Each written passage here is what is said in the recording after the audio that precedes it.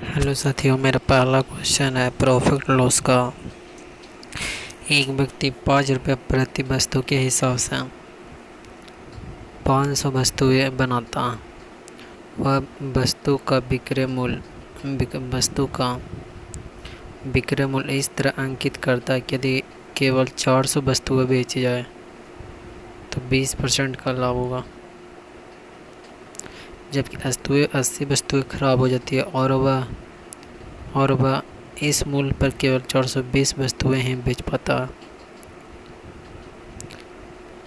और वह इस मूल्य पर केवल 420 वस्तुएं, तो उसका कुल लाभ ज्ञात कीजिए। बोला कि 5 रुपया प्रति वस्तु के हिसाब से 500 वस्तु बनाया। वह वस्तु का विक्रय मूल्य इस तरह अंकित करता है कि यदि केवल 400 वस्तुएं बेची जाए तो 400 वस्तुएं बेची जाएगी तो कितना होगा, 20% का लाभ होता है। 20% का लाभ होता है, जबकि 80 वस्तुएं खराब हो जाती हैं। कितना वस्तुएं खराब हो जाती हैं? 80 वस्तुएं खराब हो जाती हैं। और वह इस मूल्य पर केवल, यहाँ पर देखिएगा 20% लाभ हो, जबकि 80 वस्तुएं खराब हो जाती हैं। और वह इस मूल्य पर केवल वह 400 और इस मूल्य पर वह केवल 420 वस्तुएं 420 वस्तुएं बेच पाती है। तो देखिए, एक व्यक्ति 5 रुपये प्रति के हिसाब से 500 वस्तु बनाया। 500 वस्तु बनाया तो 2500 रुपये उसका हुआ क्रय मूल्य। वह विक्रय मूल्य को इस तरह अंकित करता है कि यदि केवल 400 वस्तुएं बेची जाए तो कितना हो जाएगा, 20% का लाभ होगा। जबकि 80 वस्तुएं खराब हो जाती हैं। यदि वह केवल 400 वस्तुएं बेची तो 20%, जबकि 80 वस्तुएं खराब हो जाती है। और वह इस मूल्य पर केवल 420 वस्तुएं ही बेच पाती है। और यदि केवल 400 वस्तुएं बेची जाए तो 20% का लाभ होता है, जबकि 80 वस्तुएं खराब हो जाती है। और वह इस मूल्य पर केवल 420 वस्तुएं पाती है, तो उसका कुल लाभ क्या होगा। और कहने मतलब कि 500 वस्तुएं बनाया 5 रुपये के प्रति के हिसाब से, उसमें यदि 400 वस्तु बेचे ना तो उसको 20% का लाभ होता है। और बोल रहा है यदि 400 बेचे तभी और 80 वस्तुएं खराब हो जाता है तो 420 वस्तुएं उस पर बेच पाता है उस दाम पर, तो उसका कुल लाभ कितना होगा। तो देखिए, 400 वस्तु था, उस पर कितना 20% का लाभ हुआ, 120%। तो कितना होगा, यहाँ से 400 वस्तु पर 20% का लाभ होना है, 120 हुआ, 120%। तो यहाँ से 20 से 6% बराबर कितना हो गया, 20 रुपया। आप बोल रहे 420 वस्तुओं का बेचना है तो इसका 21 गुना करेंगे तो इसका 21 गुना करेंगे, यानी 26 रुपये का एक्चुअल प्रॉफिट होगा।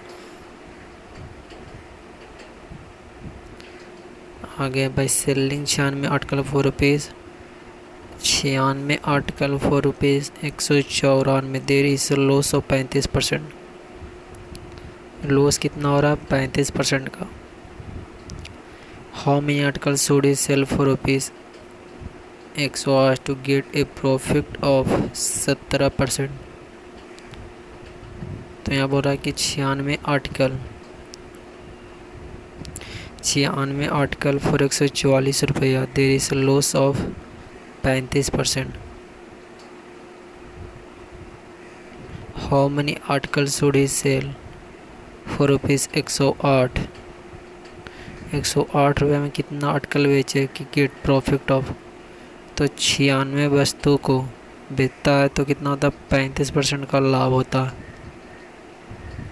96 वर्ग तो एक अथेर बनाया है, यहाँ वर्ग वाला कंसेप्ट है ना कि 96 वस्तु है, लॉस हो रहा है 35% का, तो बेचा हुआ कितना, 65% में मतलब 100 मानते हैं तो 96 वस्तु आर्टिकल बेच रहा है, तो 35% का लॉस रहा, यानी कितना का हुआ होगा, 65% का बेचा होगा, 65% पे बिका होगा।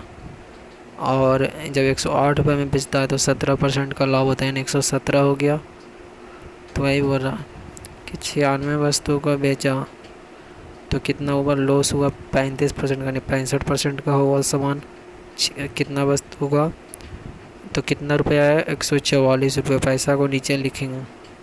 अब बोल रहा कितना वस्तुएँ बेची जाए कि प्रॉफिट तो कितना का, 17% का, 17 प्रॉफिट तो कितना, 117% का, 17% का तो 117 होगा। और कितना वस्तु बेची जाए, हाँ मैंने 108 रुपये में, तो इन वस्तु हो गया बटा 108 रुपया। तो यहाँ से निकाल लीजिएगा n बराबर 40। Dealer sold 6 swing machine for rupees, 6 swing for इतना रुपया। मतलब एक विक्रेता ने 63,000 रुपये में 6 सिलाई मशीन बेची। कितना, नंबर ऑफ सिलाई मशीन 6, और 5% का लाभ हुआ तो 105% हो गया। अब बटा टोटल पैसा कितना लगा जे बराबर, यदि वह 15% लाभ अर्जित करना चाहता है, 15% मतलब 115%, कितने में सिलाई मशीन पे 8, अब बट तो कितना रुपया, तो कितना में बेचना चाहिए, तो नीचे पैसा हो जाएगा बटा x, यहाँ से x का वैल्यू 92,000 हो जाएगा। आगे Reena sold 48 article for rupees 2160 रुपये एंड सफर्ड लॉस। रीना कितना बेचा, 48 आर्टिकल एंड सफर्ड लॉस, यानी 48 वस्तु 90% में बेचा होगा, 10% का लॉस हो रहा है। टोटल पैसा 2160 रुपया कमाया। तो हाउ मेनी आर्टिकल, कितना आर्टिकल बेचे, सॉरी सेल फॉर रुपीज़ 216 रुपये में कितना बेचे, कि प्रॉफिट तो 12% का, यानी x इंटू 112%, 12% प्रॉफिट करने का मतलब कि 112 हुआ, अब बटा 216, तो n का वैल्यू निकल गया यहाँ से 36। A man bought 154 toffee for 1 रुपये, 154 टॉफ़ी लिया 1 रुपये में। How many toffee for rupees should he sell to gain 28.1/3%। तो देखिए 154 टॉफ़ी लिया एक रुपये में, यानी 100% टॉफ़ी लिया 1 रुपये में। 28.1/3% करने का 20 + 8.1/3, 20% करने का मतलब 1/5, और 24 1 25 मतलब 8.1/3 करने का मतलब 1/12, यानी कितना हो गया, यहाँ से कितना हो जाएगा 12, तो 12 25 60, ये हुआ 17/60, 17/60, तो 17/60 हुआ ना। तो how many toffee for rupees should he sell, कितना टॉफ़ी 1 रुपये में बेचा जाए। तो यहाँ पर देखिए 154 टॉफ़ी बेचा,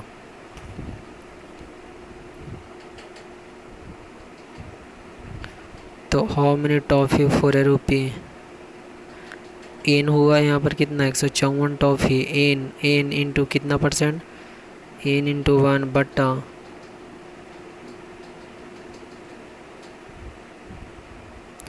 कितना, how many toffee for rupees should he sell, how many toffee, तो मान ली जाए देखिए 154 टॉफ़ी लिया, यहाँ पर क्या करते थे बटा नीचे पैसा रखते थे, यहाँ पर पैसा रखते थे, तो पैसा यहाँ रखते थे, तो यहाँ परसेंटेज लेते थे ना, यहाँ पर ऊपर में क्या लिखते थे, कितना टॉफ़ी खरीदा, नंबर ऑफ आर्टिकल इंटू प्रतिशत लाभ या हानि।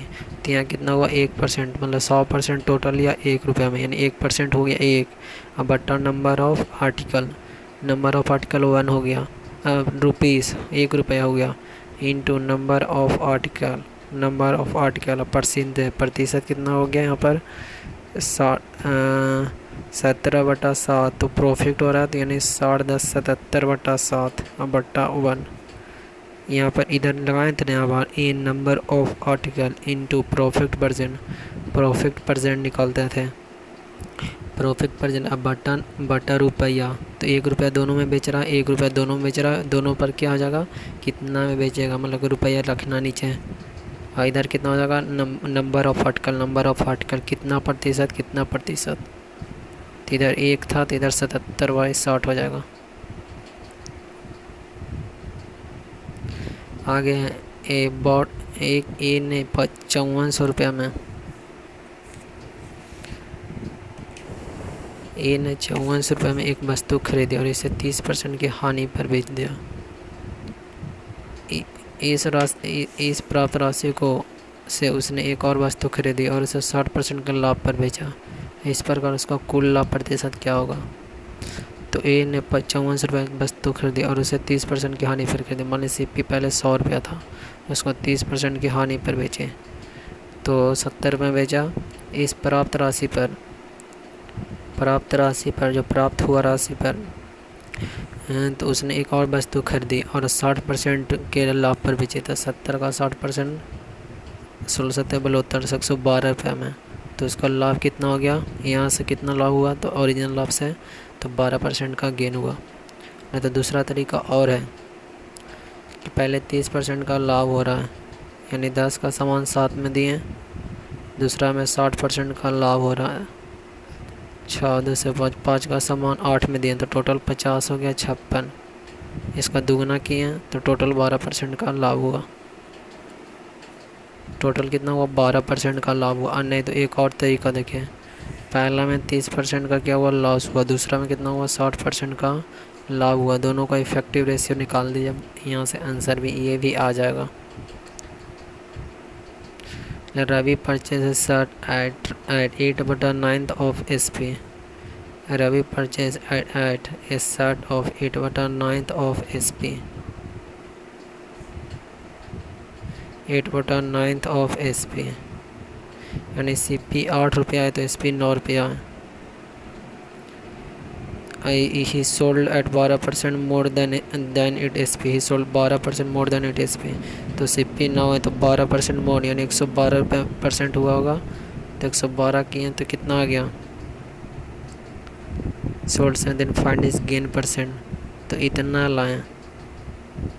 लाएँ तो देखिए CP कितना था, 8 था, इधर कितना, मतलब कि ही सोल्ड एट 12% ज़्यादा में बेचा, तो 9 × 112/100, तो उसका लाभ कितना होगा जब पूछ रहा है। तो देखिए लाभ निकालने के लिए हम 100 वाला कर देते हैं कंसेप्ट, 25/2 से गुना कर देते हैं ताकि 100 से आसानी से निकल जाए। तो 25/2 इधर करते हैं, 25/2, 2 से 4 25 4 100, 25 4 100, 2 से 15 56, 4 से काटें तो 4 से 1 से 4, 14 4 14 26 से 26% का लाभ हुआ। ये बोल रहा है कि जो विक्रय मूल्य है उसका कितना कर दिए, उसका 12% ज़्यादा पे बेचे हैं, तो 12% ज़्यादा में बेचे हैं तो ये आ गया। अब इसको क्रय मूल्य से विक्रय मूल्य में दोनों का गेन परसेंट निकाल दिए। अगला, अंकिता ने एक कैमरा उसके विक्रय मूल्य के इतना % कम में खरीदा। विक्रय मूल्य के अंकिता ने अपना विक्रय मूल्य के 43.3 से 103 4 125/3%, यानी इसको कितना लिखेंगे, विक्रय मूल्य कितना 25 से 25 405 या 12, यानी एक अंकिता ने एक कैमरा उसके विक्रय मूल्य के से इतना रुपये कम में खरीदा। विक्रय मूल्य SP 12 रुपया है तो खरीदा कितना में, 7 रुपये में। विक्रय मूल्य कितना % कम में खरीदा, तो 41.2/3% कहने का मतलब 5/12। तो यदि 12 रुपये SP है तो क्रय मूल्य कितना होगा, इतना रुपया कम में खरीदा, 7 रुपये क्रय मूल्य हो गया। यदि वह इस क्रय मूल्य पर 40% लाभ पर बेचे तो वास्तविक विक्रय मूल्य पर लाभ या हानि प्रतिशत ज्ञात करें। तो यदि वह क्रय मूल्य पर 34%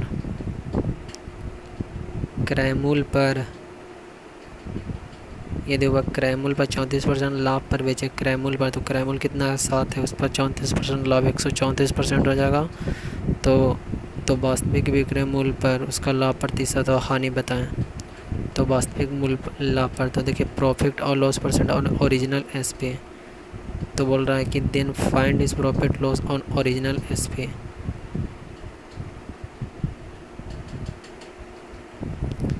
यदि वह क्रय मूल्य कितना परसेंट लाभ पर बेचे, यानी 12 समान, यदि वह क्रय मूल्य कितना परसेंट लाभ पर बेचे,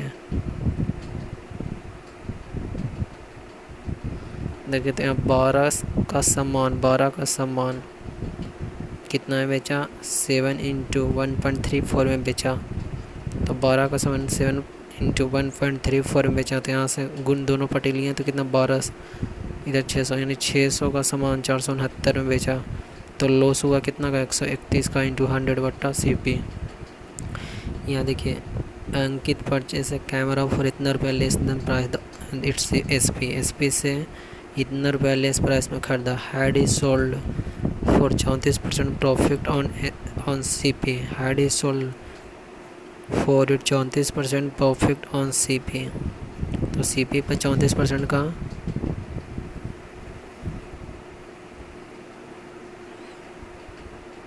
had is 34% profit on CP पर 34% का प्रॉफिट होता, देन इज फंड प्रॉफिट और loss percent on original SP, और प्रॉफिट बोल रहा है कि ओरिजिनल SP पर निकाला जाए, तो यदि नया SP इतना है तो यानी 12 सामान को इतना पर बेचा, 12 सामान को इतना पर बेचा, 12 सामान को इतना पर बेचा, तो 12 सामान का दाम कितना था, 7 इंटू 1.34%, तो इसको 1200 किए, इधर 100 से मल्टीप्लाई किए, यानी 600 का सामान इतना बेचा, तो लॉस कितना हुआ 131 का इंटू 100 बटा CP। आगे है A sold a tape recorder to B for इतना 4860 रुपये एट लॉस ऑफ 19% पर, at again B sold it to C at a price that would give a profit of 17%, the gain percent of B is, thus A sold a tape recorder to B for rupees 4860 at a loss of, मतलब कि A का 100 रुपये था तो B को कितना बेचा, 19% का लॉस, तो 81 रुपये में। Again B sold it to C at a price that would give a profit of 17% profit they A को, तो 170 रुपये में, यानी B को प्रॉफिट कितना हुआ 36 रुपये का, कितना में 81 में इंटू 100। आगे A और B ने A ने B को इतना रुपये में एक घोड़ा बेचा जिस पर उसे 20% की हानि हुई, मतलब A को 100 रुपये का था तो उसको B को 80 रुपये में बेचा तो 20% की हानि हुई। B उस 80 को इतनी कीमत बेचा कि A को 15% को लाभ हो, A को कितना हो 15% को लाभ हो, तो A को 115 में बेचा, इतनी कीमत में बेचा कि उसे 15% का लाभ हो, तो 80 से 135 में बेचा तो कितना आया, A ने B को इतना रुपये में बेचा, A ने B को इतना रुपये में बेचा, A ने B को 48 रुपये में मिला जिससे उसे 20% की हानि हुई।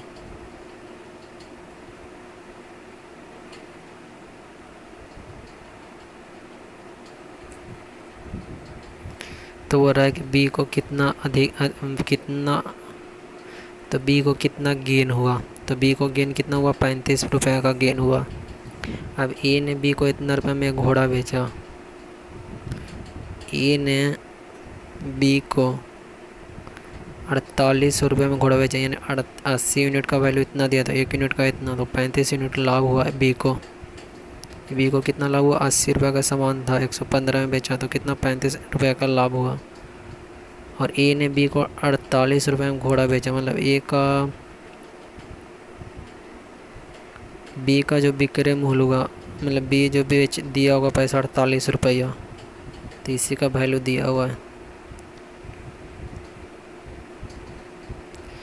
आगे एक खनिक किसी व्यापारी को 40% के लाभ पर हीरा बेचता है, खनिक किसी व्यापारी को 40% के लाभ पर भी हीरा बेचता है। एक व्यापारी उसे 25% के लाभ पर ग्राहक को बेचता, ग्राहक पर बेचा सी को। यदि ग्राहक ने हीरे को खरीदने के लिए कितना दिया, 56 लाख रुपए का भुगतान किया, तो खनिक को यह हीरा कितने लाख रुपए में मिला। देखिए 40%। ऐसे ही यही कंसेप्ट बनेगा, इनिशियल माइनर हुआ और फाइनल कस्टमर हुआ। तो 40% करने का मतलब है कि 2 दूनी 4, 2 से 5, 5 का सामान 7 में बेचा। फिर क्या किया, 25% सामान, 25 4 100, यानी 4 का सामान 5 में बेचा। अब दोनों का अर्थ निकाल लीजिए, 4 का सामान को कितना में बेचा, 7 रुपये में। तो 7 का वैल्यू दिया है 56 लाख, तो 8 का वैल्यू 832 लाख। दोनों को हम निकाल लिए अलग अलग करके रेशियो मेथड से। एक निर्माता अपनी वस्तु एक थोक विक्रेता को 10% के लाभ पर बेचा, 10 का सामान 11 में। थोक विक्रेता से दुकानदार को 20%, थोक विक्रेता 20%, 5 का सामान 6 में। उसके बाद वह दुकानदार एक ग्राहक को इतना रुपये में बेचा और 15% की हानि हुई। 15% करने का मतलब 5 दिया, 15 20, मतलब 20 का सामान 17 में बेचा। तो देखिए उसने एक ग्राहक को इतना रुपये में 15% की हानि पर बेचा। उसने एक ग्राहक को एक निर्माता, देखिए शुरू में मैन्युफैक्चर चलेगा, बीच वाला इंटरमीडिएट प्रोडक्ट को छोड़ दीजिए। एक निर्माता अपनी वस्तु एक थोक विक्रेता को 10% के लाभ पर बेचा, थोक विक्रेता एक दुकानदार को 20% के लाभ पर। उसके बाद वह दुकानदार उस ग्राहक को 56,000 रुपये 15% की हानि पर बेचे।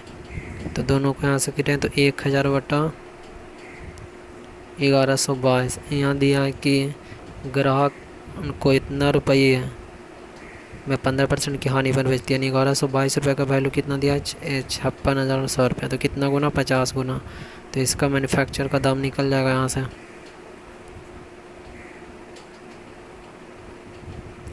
आगे ए ने 20% के लाभ पर अपनी कार बी को बेचा। ए ने 20% के लाभ पर, तो 100 रुपये का सामान 120 में बेचा। बी ने इसे 10% के लाभ पर सी को बेचा, 132 हो गया। सी ने कार को इतना परसेंट की हानि पर बेचा, इतना परसेंट की हानि पर, यानी 132 का 132 इंटू 9.9/9 9%। तो 132 को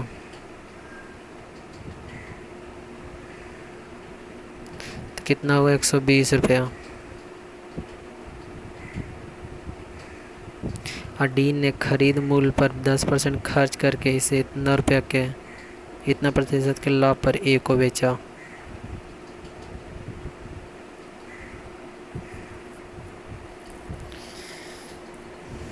और क्या किया, बी ने, यहाँ तक तो समझ गए।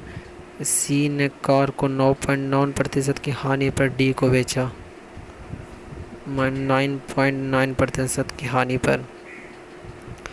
तो यहाँ से कितना निकलेगा,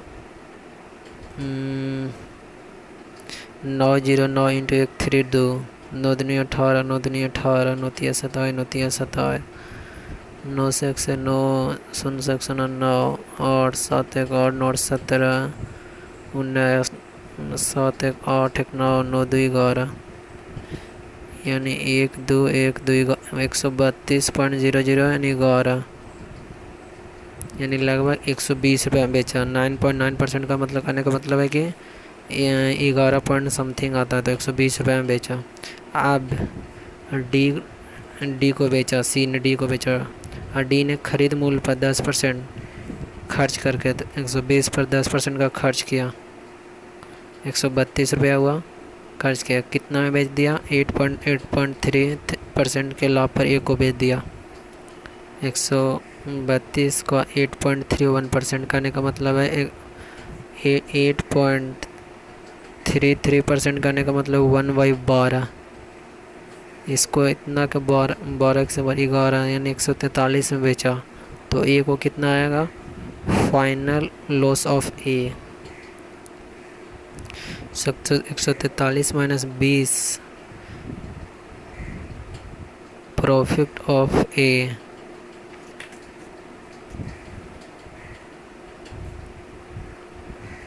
प्रॉफिट फाइनल लॉस बराबर 143% minus 20 profit of able selling to B, profit of able selling to B, यही यार ए कोई वस्तु बी को 20% के लाभ पर बेचा। 20% करने का मतलब 1/5। बी इसे सी को 8% के लाभ पर बेचा। 8% करने का मतलब 2/25। सी इसे डी को 25% की हानि पर बेचा। 1/4।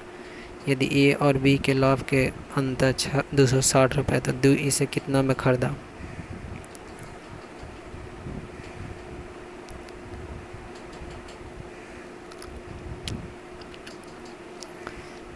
यदि ए और बी के लाभ के बीच अंतर कितना है, 260 रुपये।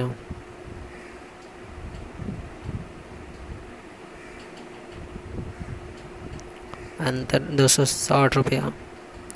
तो मान लिया जाए CP ऑफ ए के लिए क्रय मूल्य कितना है, 500 रुपया। तो ए ने कोई वस्तु को 20% के लाभ पर बेचा। 5 का सामान 6 में यानी 600 रुपये में बेचा।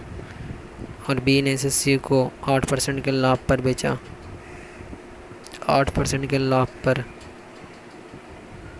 यानी 25 का सामान 27 में बेचा है। देखिए 500 का सामान था और 20% के लाभ पर 600 हुआ। अब बी ने इसे सी को 8% के लाभ पर बेचा तो 108/100 यानी 648 रुपये में। और सी ने इसे डी को 25% की हानि पर बेचा। 648 का 75%।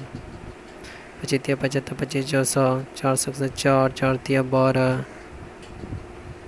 400 से 4 2 6 6 24 4 दूनी 8 यानी 3 दूनी 6 चलते 486 रुपये में बेचा। अब बोल रहा हूँ ए और बी के लाभ के बीच अंतर। तो ए को लाभ कितना हुआ, 500 का सामान 600 में बेचा, 100 रुपये का लाभ। और बी और सी के बीच लाभ 42 रुपया। दोनों के बीच का अंतर दिया कितना, 260 रुपया। तो 1 यूनिट का वैल्यू 5 रुपया। तो डी से कितना में खरीदा, 486 यूनिट में। इतना का वैल्यू निकाल लेंगे। ए बी को 20% के लाभ पर एक वस्तु बेचा। ए 100 रुपये के साथ बी को 120 रुपये में बेचा। बी सी को 10% के लाभ पर बेचा तो 132 रुपये में बेचा और उसे इतना रुपया प्राप्त हुआ। अगर सी ने यही वस्तु ए से खरीदी होती तो उसने बी को जिस राशि का भुगतान किया था उससे 5% कम का भुगतान करना होता। यदि अगर सी ने यह वस्तु ए से खरीदी होती तो उसने बी को जिस राशि का भुगतान किया, कितना भुगतान किया, 132 रुपया। 132 रुपया भुगतान किया ना बी। अगर सी ने यही वस्तु ए से खरीदी होती तो उसने बी को जिस राशि का भुगतान किया था उससे 5% का कम भुगतान उसे करना होगा। उस स्थिति में ए ने कितना लाभ कमाया होता, तो 132% का 5%, 5 13 5 65 66 यानी 6.1% कम में खरीद लेता। 132 का 5%, 5 13 5 65 66.6 का, तो 132 का 6.6 10 में से 6 गया 4 1 6 5 11 यानी 125.4 में उसे खरीदा था। तो एक को लाभ कितना होता, 25.4% का। और बोला को जी 10% और यह उसने इतना रुपया प्राप्त किया। तो 132 का वैल्यू दिया है 3,96,000। तो कितना गुना, 3,000 गुना। तो 25.4 का वस्तु क्या होगा, 25.4 का निकाल लीजिए यहाँ से। ये वाला अच्छा कंसेप्ट है कि ए बी को 20 रुपया दिया और बी ने सी को 10% के लाभ पर बेचा। यदि सी सी ए से डायरेक्ट ख़रीदता तो 5% कम भुगतान करना पड़ता, तो इतना रुपये में ख़रीद रहा होता। तो ये बात समझ गए होंगे। एक व्यापारी सामान्यतः 25% का लाभ कमाता। एक बार उसने सामान का 25% हिस्सा कुछ गुंडों ने हथिया लिया। इस प्रकार हुई हानि की भरपाई करने के लिए उसने विक्रय मूल्य में 20% की वृद्धि करके बेचे हुए हिस्से को बेच दिया, बचे हुए। तो उसका नया लाभ बताइए। परचेस रिमेनिंग, जैसे देखिए क्वांटिटी,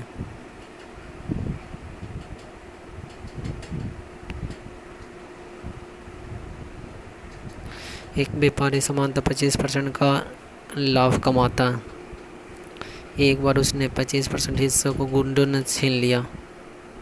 25% करने का मतलब है कि 25 सामान था क्वांटिटी, तो उसमें से एक हिस्सा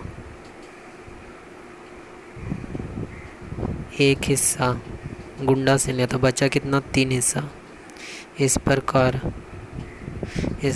हानि की भरपाई करने के लिए उसने विक्रय मूल्य को 20% में वृद्धि करके बेच दिया। 20% की वृद्धि करके बेच दिया। तो 4 का 120/100,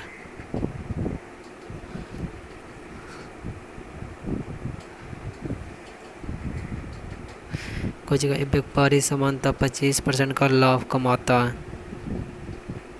25% का लाभ कमाता है, लेकिन हाँ, यहाँ वाला ठीक है कि व्यापारी 25% का लाभ कमाता है। 25 चौसा यानी 4 का सामान 5 में बेचा होगा, लेकिन उसने क्या किया? 25% इससे गुंडे ने हथिया लिया। 25 चौसा 4 का सामान 3 में बचा, तो इस प्रकार उससे इस प्रकार हानि हुई को भरपाई करने के लिए विक्रय मूल्य में 20% की वृद्धि की। 20% मतलब 5/6। इसको सिंप्लीफाई करेंगे, 5 चौ 20, 20 चौ 80, 80 का सामान 91 में, तो प्रॉफिट लॉस कितना हो गया? 1/8 यानी 12.5% का प्रॉफिट हुआ।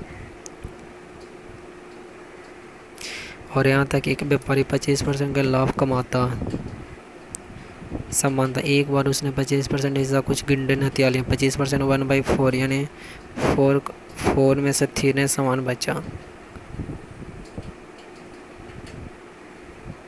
इस प्रकार, और ऐसे सोचिए, एक सामान 1 रुपये में,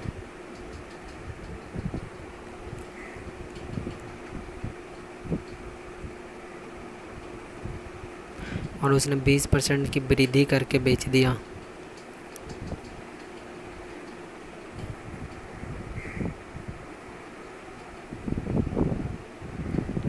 ये वाला कंसेप्ट लगाइए कि एक व्यापारी 25% का लाभ कमाता है और एक बार उसने सामान का 25% इनका कुछ गुंडों ने हथिया लिया। इस प्रकार हुई हानि की भरपाई करने के लिए उसने विक्रय मूल्य में 20% की वृद्धि कर दी।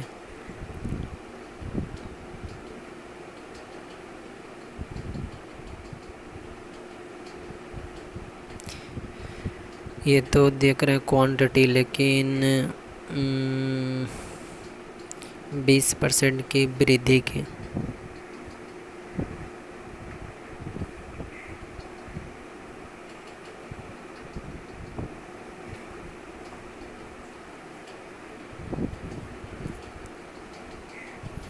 आर्टिकल लेकिन 4 था, बेचा 6 रुपये में। इसको बनाइएगा।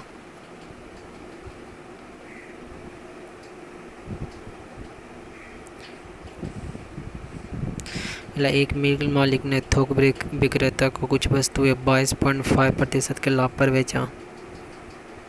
22.5% करने का मतलब है 9/40,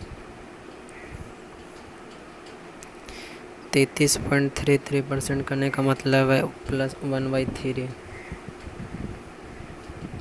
और 14.2/7 करने का मतलब 1/7, यानी 40 का सामान 49 में बेचा। 33.33% करने का मतलब 1/3, यानी 3 का समान 4 में। 14/2/7% करने का मतलब है 7 का समान 6 में। तो यहाँ से काटे हैं।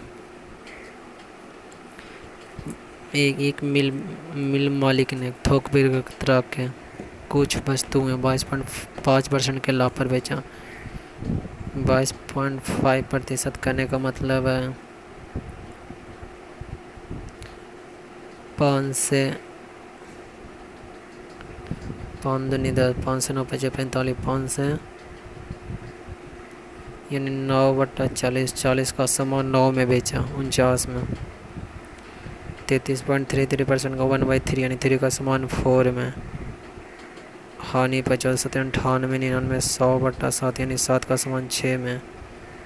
तो यहाँ से काटें तो 10 हुआ, 7 49, 3 दूनी 6, 2 से 5 यानी 5 का सामान 7 में बेचा। अगर ग्राहक ने इसे इतना रुपये में ख़रीदा होता, ग्राहक, तो 7 का वैल्यू इतना दिया तो 5 का वैल्यू निकल जाएगा ना। सोनू ने मोनू को 35% के लाभ पर बेचे। सोनू ने मोनू को 20 का सामान 27 में। इसके बाद मोनू उसकी मरम्मत पर कितना रुपये खर्च किया? 27 थे। मोनू 3780 खर्च किया बस इतना परसेंट की हानि पर। 18.18% करने का मतलब है 2/11। 18.18 करने का मतलब है 2 से 9 दूनी 18, 9 दूनी 18, 2 से 50,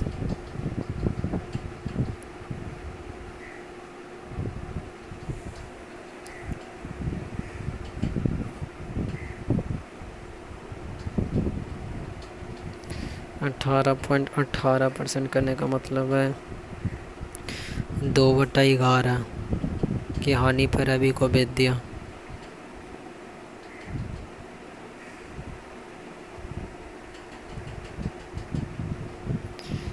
यानी 11 रवि का सीपी 9 रुपया में।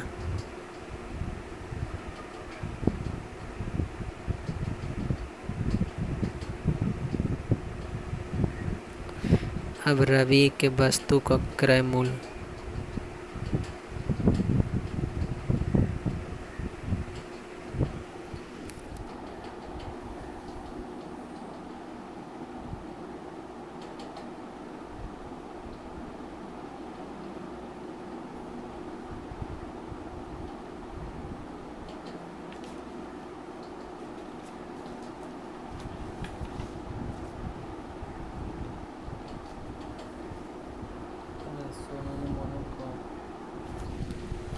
सोनू ने मोनू को 35% के लाभ पर बेचा। सोनू माने मोनू माने 535, 20 का सामान 27 में। इसके बाद मोनू ने इसकी मरम्मत पर 3780 खर्च किया करके इसे 18% की हानि पर रवि को बेच दिया। अब रवि के वस्तु का क्रय मूल्य सोनू के वस्तु के विक्रय मूल्य से 20% है।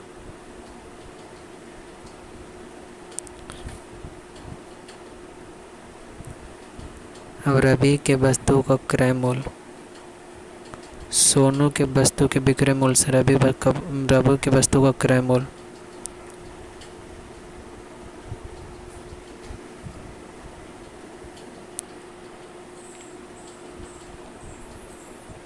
रवि के वस्तु का क्रय मूल्य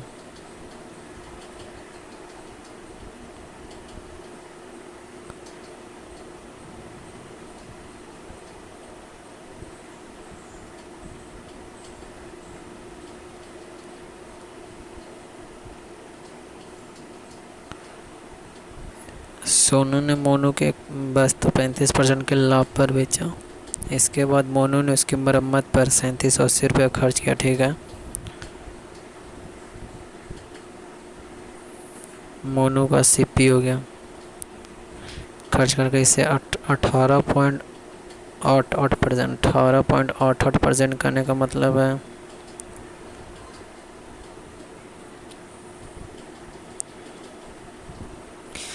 2 से 9, 09, 2 से 50,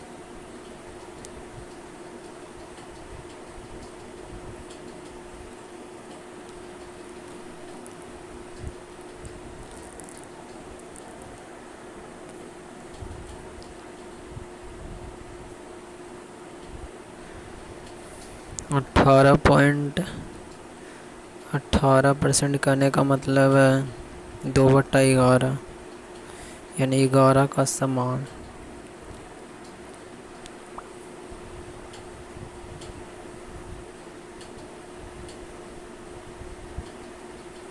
ग्यारह का समान 9 में बेच दिया।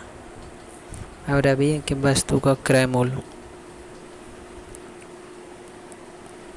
अब रवि के वस्तु का क्रय मूल्य सोनू के वस्तु के विक्रय मूल्य से रवि के वस्तु का क्रय मूल्य।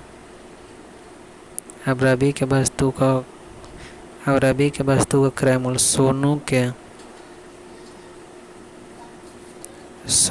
के वस्तु के विक्रय मूल्य से 20% अधिक है।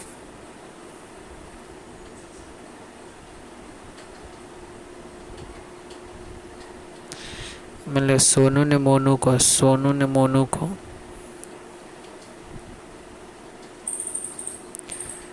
35% के लाभ पर भी, जिसके बाद मोनू ने इसकी मरम्मत पर इतना रुपये खर्च करके इतना परसेंट की हानि पर रवि को बेच दिया। अब रवि के वस्तु का क्रय मूल्य।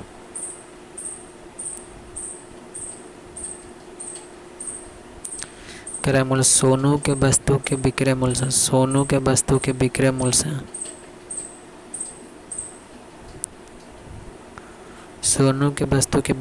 से 120% अधिक है।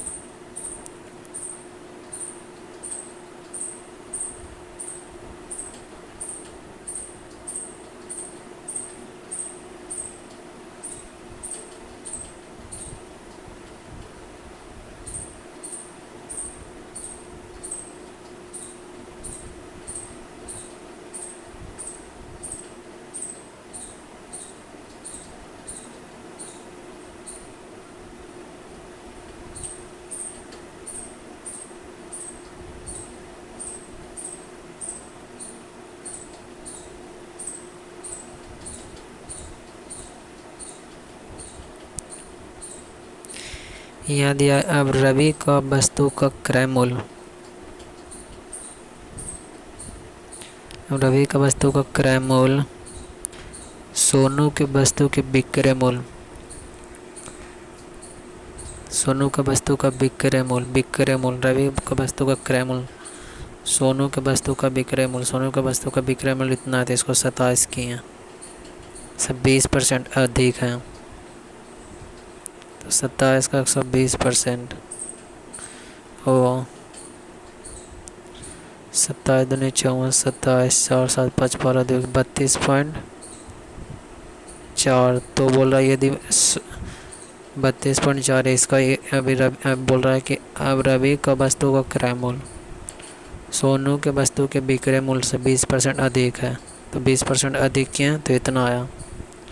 अब सोनू ने इसे 30% पर बेचा होता तो दोनों का अंतर कितना आ गया 12.6 का। इसी का अंतर दिया हुआ है यहाँ पर। इतना रुपया खर्च करा तो एक का यूनिट इतना। तो सीपी ऑफ सोनू कितना हो जाएगा सीपी ऑफ सोनू 2 × 3 यानी इतना 1000। तो यदि सोनू ने इसे 30% पे बेचा तो वस्तु का विक्रय मूल्य कितना हो जाएगा 4200।